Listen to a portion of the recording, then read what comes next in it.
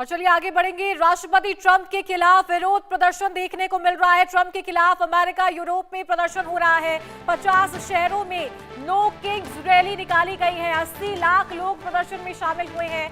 3300 से ज्यादा जगहों पर प्रदर्शन का आयोजन किया गया।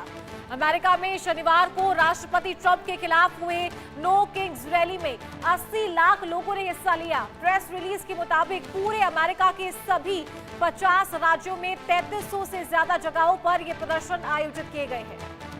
आयोजकों ने बताया कि अक्टूबर में हुए पिछले नो किंग्स प्रदर्शनों की तुलना में इस बार करीब 10 लाख ज्यादा लोग शामिल हुए और लगभग 600 से ज्यादा कार्यक्रम आयोजित किए गए हैं। ट्रंप के खिलाफ अमेरिका, यूरोप में प्रदर्शन देखने को मिल रहा है। 50 शहरों में नो किंग्स रैली निकाली गई। 80 लाख लोग प्रदर्शन में शामिल हुए हैं। 3300 से ज्यादा जगहों पर यह प्रदर्शन आयोजित किया गया। तो नो किंग्स रैली में 80 लाख लोगों ने हिस्सा लिया है। प्रेस रिलीज के मुताबिक पूरे अमेरिका के सभी 50 राज्यों में 3300 से ज्यादा जगहों पर यह प्रदर्शन हुए हैं। आयोजकों के मुताबिक अक्टूबर में हुए पिछले नो किंग्स प्रदर्शनों की तुलना में इस बार करीब 10 लाख ज्यादा लोग शामिल हुए और लगभग 600 से ज्यादा कार्यक्रम आयोजित किए गए हैं। इन प्रदर्शनों में लोगों ने ट्रंप के नेतृत्व को लेकर अपनी नाराजगी जाहिर की है। तो ट्रंप के खिलाफ अमेरिका, यूरोप में प्रदर्शन हो रहा है। 50 शहरों में नो किंग्स रैली निकाली गई है। ये देख सकते हैं, लोग हाथों में ये तख्तियां लेकर प्रदर्शन कर रहे हैं। पर लिखा है morally obligated to be disobedient. Trump के खिलाफ यह प्रदर्शन हो रहा है और 50 शहरों में यह प्रदर्शन देखने को मिला है।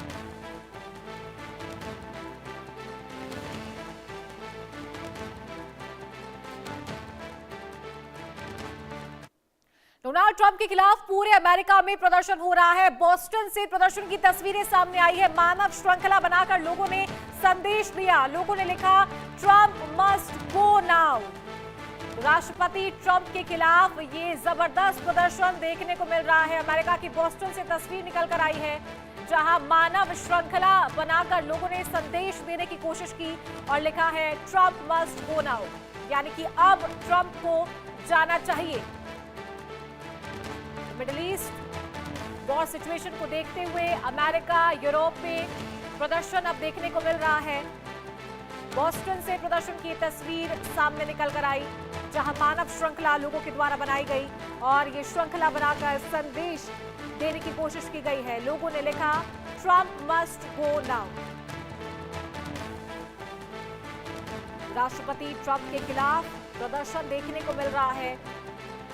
3300 से ज्यादा जगहों पर अमेरिका, यूरोप में ये प्रदर्शन देखने को मिल रहा है। हाथों में तख्तियां लेकर लोग सड़कों पर उतरे हैं और पिछली बार के मुकाबले, यानी कि नो किंग्स प्रदर्शन जो देखने को मिला था अक्टूबर में, उसके मुकाबले 10 लाख लोग ज्यादा इस बार प्रदर्शन में शामिल हुए हैं। 80 लाख लोग सड़कों पर उतरे प्रदर्शन करते हुए नजर आए हैं। अमेरिका के 50 शहरों में 3300 से ज्यादा जगहों पर यह प्रदर्शन देखने को मिला है।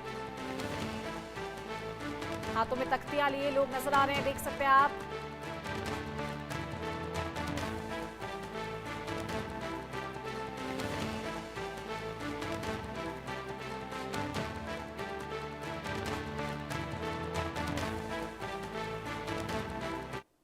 ईरान जंग के बीच अमेरिकी राष्ट्रपति ट्रंप ने कहा कि अब अगला नंबर क्यूबा का है और क्यूबा पर कब्जे के लिए वो सेना का इस्तेमाल कर सकते हैं।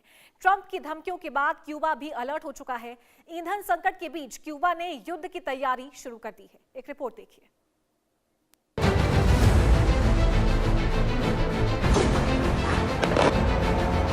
दुनिया मिडिल ईस्ट और रूस यूक्रेन जंग से परेशान है। इस बीच अमेरिकी राष्ट्रपति ट्रंप ने एक बड़ा बयान देते हुए कहा है कि अब अगला नंबर क्यूबा का है। यह बात उन्होंने शुक्रवार को मियामी में एक बिजनेस समिट के दौरान कही। ट्रंप ने हालांकि साफ तौर पर यह नहीं बताया कि क्यूबा के खिलाफ उनका अगला कदम क्या होगा, लेकिन उन्होंने इशारा किया कि जरूरत पड़ी तो सैन्य ताकत का इस्तेमाल भी वो कर सकते हैं। सबसे पहले ट्रंप के बयान को समझिए। मैंने अमेरिकी सेना को बहुत मजबूत बनाया है। मैंने कभी नहीं सोचा था कि इसका इस्तेमाल करना पड़ेगा, लेकिन कभी कभी ऐसा करना पड़ता है। वैसे क्यूबा का अगला नंबर है। हालांकि इसके तुरंत बाद ही उन्होंने कहा कि ऐसा समझो कि मैंने यह कहा ही नहीं है। ट्रंप का यह बयान ऐसे समय में आया है जब क्यूबा गहरे आर्थिक संकट से जूझ रहा है। वेनेजुएला से तेल सप्लाई बंद होने के बाद वहां ईंधन की भारी कमी हो चुकी है, जिससे हालात और खराब हो गए हैं। अमेरिका की मदद से हुई कार्रवाई के बाद वेनेजुएला के नेता निकोलस मादुरो को हटाया गया, जिससे क्यूबा की बड़ी ऊर्जा सप्लाई कट गई। ट्रंप पहले भी कह चुके हैं कि क्यूबा की सरकार गिरने के करीब है और उन्होंने फ्रेंडली टेकओवर यानी दोस्ती के नाम पर कब्जा की बात भी की। इस महीने की शुरुआत में उन्होंने कहा था कि यह फ्रेंडली टेकओवर हो सकता है।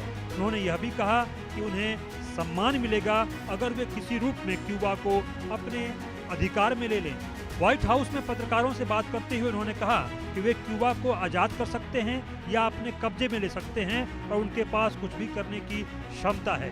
क्यूबा के राष्ट्रपति मिगुएल डियाज कैनल ने भी माना कि अमेरिका से उनकी बातचीत चल रही है। उन्होंने संकेत दिया कि टकराव से बचने के लिए क्यूबा बातचीत करना चाहता है, जबकि अमेरिका का दबाव बढ़ता ही जा रहा है। ट्रंप के बयान से यह भी साफ होता है कि वह क्यूबा को सिर्फ राजनीतिक नहीं बल्कि कारोबारी नजरिए से भी देख रहे हैं। वह पहले से ही इस द्वीप में निवेश की संभावना देखते रहे हैं। 1998 में उनकी कंपनी ने चुपचाप क्यूबा का दौरा कराया था। 2011-12 में भी उनके संगठन के लोग वहां गोल्फ कोर्स बनाने की संभावनाएं देख चुके हैं। 2016 के चुनाव प्रचार के दौरान भी ट्रंप ने कहा था कि क्यूबा निवेश के लिए अच्छा मौका हो सकता है। अब उन्होंने फिर से कहा है कि वे हमसे बात कर रहे हैं। यह एक असफल देश है, उनके पास न पैसा है न तेल, कुछ भी नहीं है। बता दें कि 1898 में स्पेन अमेरिका युद्ध के बाद क्यूबा स्पेन से आज़ाद हुआ था, लेकिन असली कंट्रोल अमेरिका के हाथ में चला गया। अमेरिका ने क्यूबा की राजनीति, सेना और इकोनॉमी पर बड़ा असर रखा। वहाँ की जमीन, चीनी उद्योग और कारोबार में अमेरिकी कंपनियों का दबदबा था। साल 1959 में क्रांतिकारी फिदेल कास्ट्रो ने अपने गोरिल्ला सैनिकों के साथ मिलकर तानाशाह बतिस्ता को सत्ता से बेदखल कर दिया। बतिस्ता एक तानाशाह था। उसके खिलाफ लड़ाई के दौरान अमेरिका ने ही फिदेल कास्ट्रो का समर्थन किया था। अमेरिकी अखबारों में फिदेल कास्ट्रो के इंटरव्यू छपते थे। सत्ता हासिल करने के बाद कास्ट्रो ने बड़े बदलाव किए। उन्होंने देश में कम्युनिस्ट नीति अपनाई, अमेरिकी कंपनियों की संपत्ति जब्त कर ली और जमीन और उद्योग को सरकार के नियंत्रण में लिया। अमेरिका ने प्रतिबंध लगाया तो सोवियत संघ का क्यूबा करीबी बन गया। अमेरिका और क्यूबा के संबंध इतने खराब थे कि 55 साल तक कोई अमेरिकी राष्ट्रपति क्यूबा गया ही नहीं। ये सिलसिला 2015 में तब खत्म हुआ जब अमेरिकी राष्ट्रपति के रूप में बराक ओबामा क्यूबा गए, लेकिन तब तक फिदेल की जगह क्यूबा में उनके भाई राउल सत्ता संभाल चुके थे। फिदेल कास्ट्रो को अमेरिका अपने सबसे बड़े दुश्मनों में से एक मानता था। कई रिपोर्ट्स के मुताबिक अमेरिका ने फिदेल कास्ट्रो को मारने के लिए 60 साल में 600 से ज्यादा बार असफल कोशिश की। अमेरिकी खुफिया एजेंसी ने फिदेल को मारने के लिए जहरीले सिगार से लेकर जहरीले पेन तक कई उपाय आजमाए थे। हालांकि ये सभी प्रयास नाकाम रहे थे। अब अमेरिका फिर से क्यूबा पर दबाव बना रहा है।